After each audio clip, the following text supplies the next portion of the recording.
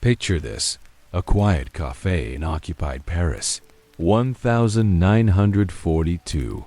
A man in a plain brown trench coat sips his coffee, looking like just another weary soul under Nazi rule. But hidden inside the button of his coat is something extraordinary, an ingenious little camera, no larger than a coin. With one subtle press, the man captures an image of German troop movements across the street. That single photograph might change the outcome of a battle. This was the world of World War II espionage, where gadgets weren't just tools, they were lifelines. World War II was not only fought with guns, tanks, and planes. It was fought with information. Every scrap of intelligence could mean the difference between victory and disaster. And so, in the shadows, scientists, engineers, and spy masters raced to create devices that could secretly capture, transmit, and conceal data. The Allies and Axis both understood one truth. Wars are won not just on the battlefield, but in the invisible war of secrets. The camera that could fit in a cigar, one of the most iconic gadgets, was the miniature camera. The Germans had the famous Minix camera, so small it could be slipped into a cigarette pack or disguised as a lighter. Allied spies used them to capture documents, enemy maps, and even identification papers. A spy might walk into a Nazi office, casually lay down a book, and in the blink of an eye, snap photographs of top-secret files. But the cameras weren't just for spies. Resistance fighters across Europe, ordinary men and women, used these devices to smuggle visual proof of Nazi atrocities. A hidden photograph of forced labor camps or troop trains could spark Allied action thousands of miles away. Still, as advanced as the Minix was, it wasn't the only clever contraption. Listening in on the enemy, if cameras gave spies eyes, microphones gave them ears. Covert listening devices became one of the most dangerous and valuable tools of the war. British intelligence, working under Winston Churchill's Special Operations Executive, developed microphones hidden inside ordinary objects, picture frames, ashtrays, and even walls. These bugs could record enemy conversations without anyone suspecting. One of the most famous examples came from the Soviet Union. In 1945, they presented the American ambassador in Moscow with a beautifully carved wooden seal of the United States. It was proudly hung in the ambassador's office. What the Americans didn't know was that inside the wood sat a passive listening device nicknamed the Thing. It had no wires, no batteries, only activated when hit with a secret radio signal. The Soviets eavesdropped on U.S. diplomats for nearly 7 years before it was discovered. This wasn't science fiction. This was real-world Johnny Five-level cleverness machines hiding in plain sight, watching and listening. Disguises, poison, and exploding rats. But the gadgets weren't just cameras and microphones. Some were outright bizarre. The British devised exploding rats.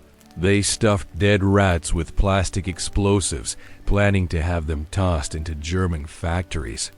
The idea was that workers would shovel the rats into the furnace, causing a deadly blast. While the Germans discovered the plan before it was fully executed, the psychological effect was huge. Suddenly, every rat looked suspicious. The also created pens that fired bullets, shoes with hidden blades, and pipes that doubled as pistols. There were even invisible inks, activated only under certain chemicals or heat, allowing secret letters to pass as innocent correspondence. For many spies, survival depended on these gadgets. A hollowed-out coin might carry a microfilm with critical intelligence. A fountain pen might hide a cyanide capsule for a quick escape from torture. And somewhere in Berlin or London, An engineer was always dreaming up the next invention to keep their agents alive one more day. The human side of the gadget war, but behind every clever device was a human being risking everything. Take Vera Atkins, a British spy master in the SOO. She was responsible for preparing agents before sending them into Nazi-occupied France. She personally handed them gadgets, a matchbox that hid a tiny transmitter, a map printed on silk so it wouldn't rustle during a search, or a button that doubled as a compass. For her agents, these objects weren't toys, they were shields. Yet many didn't return. Gadgets could tip the balance, but discovery often meant execution. For every camera or coded radio that saved lives, another failed, leading to capture. The courage of those who used them cannot be overstated. A war of imagination by the middle of the war. Espionage labs in both Britain and Germany looked more like mad scientist workshops than military offices. Engineers pushed the limits of miniaturization, concealment, and disguise. They weren't just fighting an enemy, they were fighting time, trying to invent something new before the other side did. This technological arms race would eventually give birth to something far more advanced: gadgets that moved, crawled, or even flew. Machines that seemed alive. But what happened next would change everything.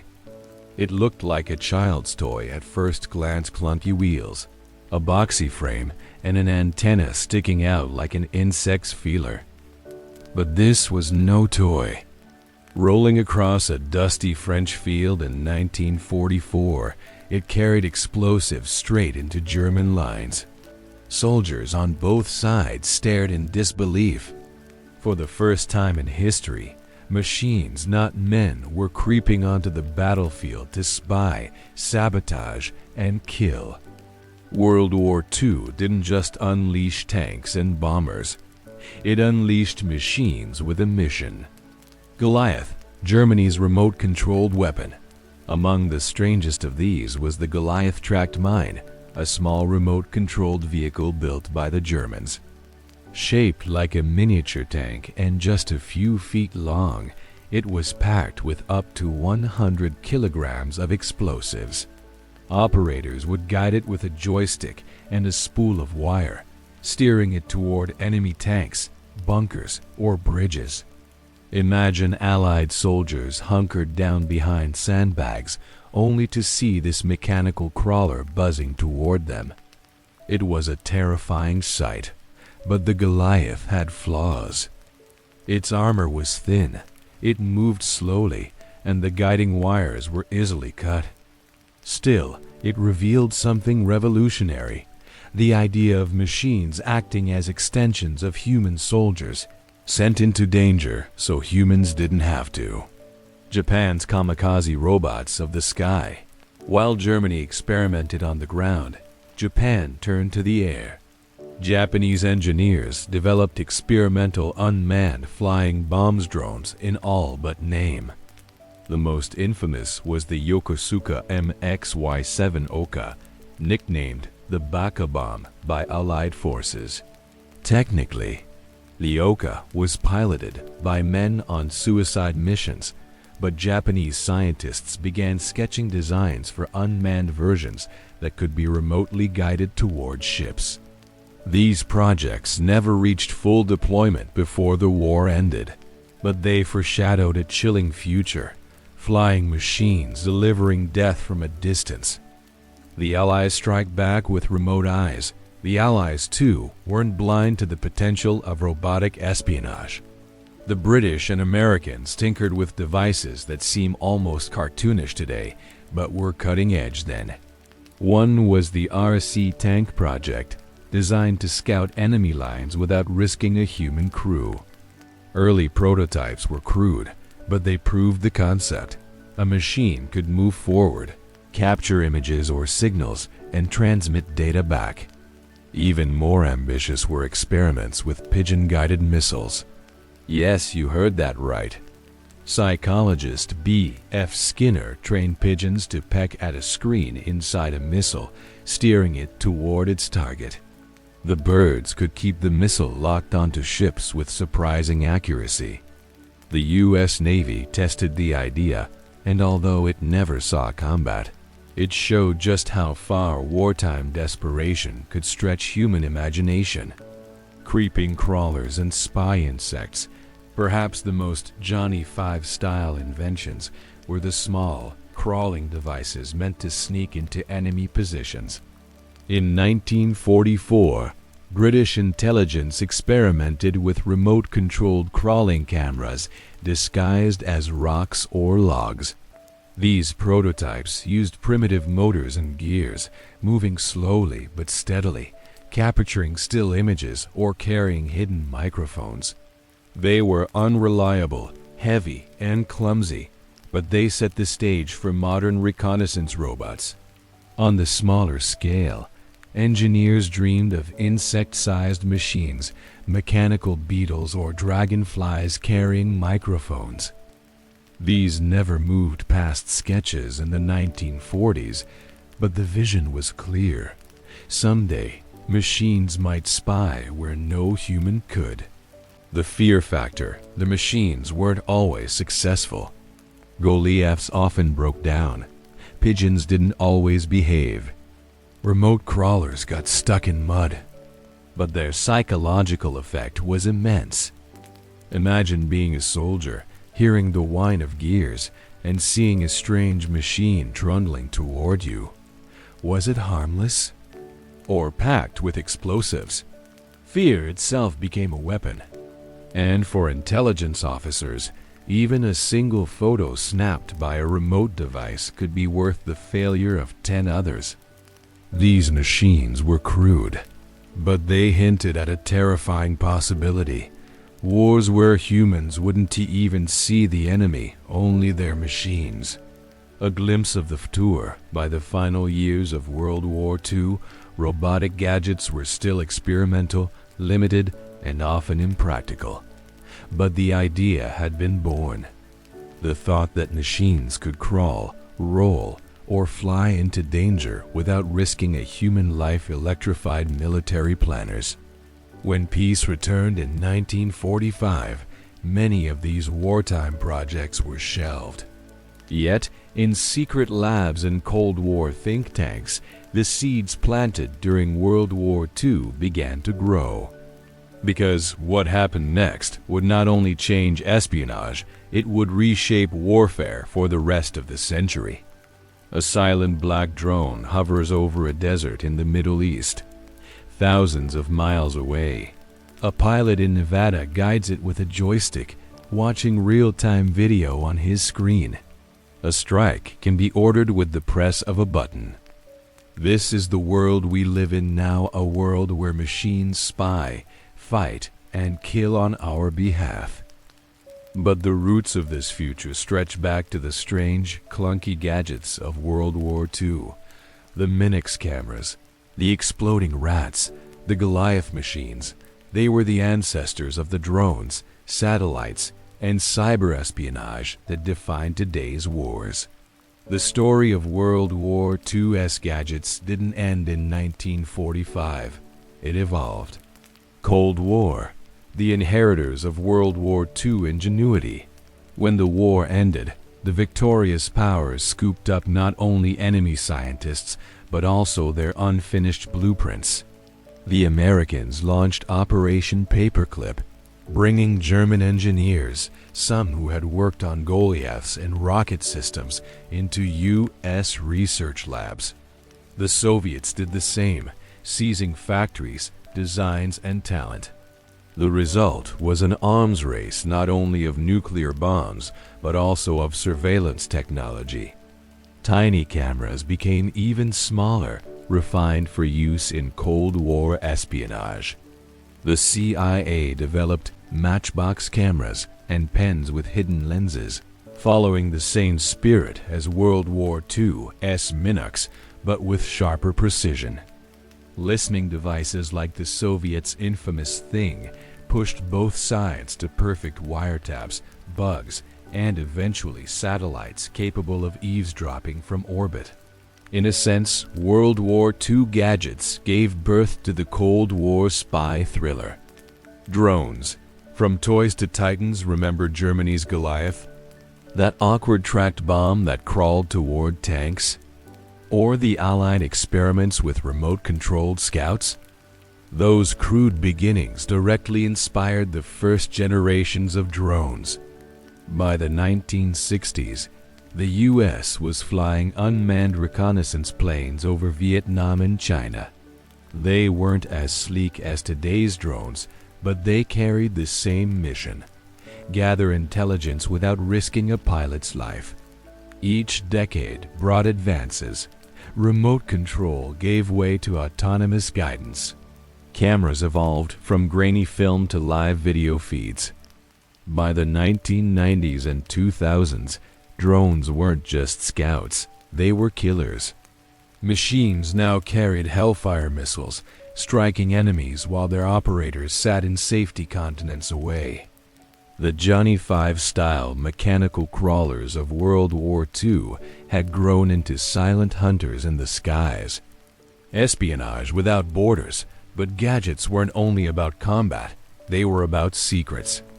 The microfilm hidden in a hollow coin during World War II became the microchips hidden in laptops during the Cold War, and later, the malware hidden in smartphones today.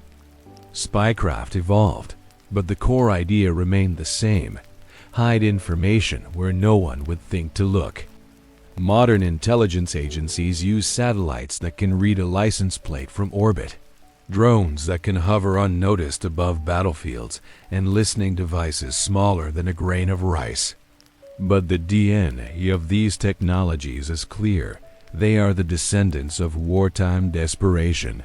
When victory depended on a silk map, a disguised transmitter, or an explosive disguised as a rat. The human cost. And yet, for all the marvel of modern machines, one truth hasn't changed. Technology is only as powerful as the people who use it. In World War II, brave men and women risked their lives carrying gadgets across enemy lines. Resistance fighters slipped cameras into cafes, spies risked a discovery while tuning hidden radios, and engineers poured sleepless nights into inventions they knew might never work. Today, the risk looks different. Operators thousands of miles away face no bullets, but their decisions can change the fate of entire nations with one keystroke.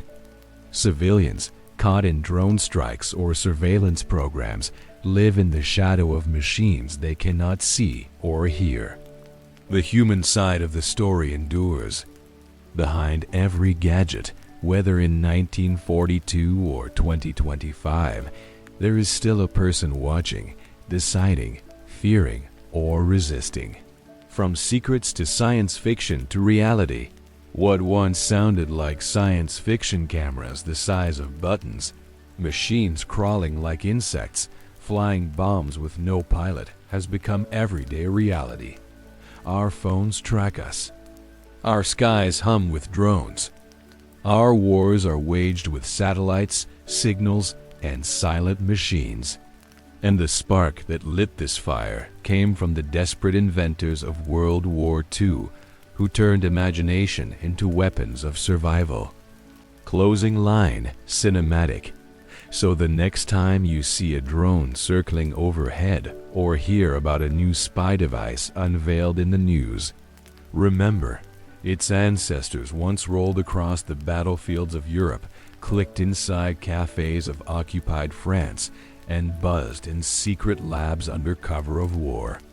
Machines once thought impossible became real, and in doing so, they forever blurred the line between human and machine, spy and soldier. Because in the war for secrets, the gadgets never stopped evolving. If you enjoyed this deep dive into the hidden gadgets of World War II, don't forget to hit that like button. It really helps the channel grow. Make sure to subscribe and turn on notifications so you never miss our next history documentary. And if you found today's story fascinating, share this video with friends who love history as much as you do. Finally, I'd love to hear from you. Which spy gadget surprised you the most? Drop your thoughts in the comments below. I read every single one, and your feedback shapes what we explore next.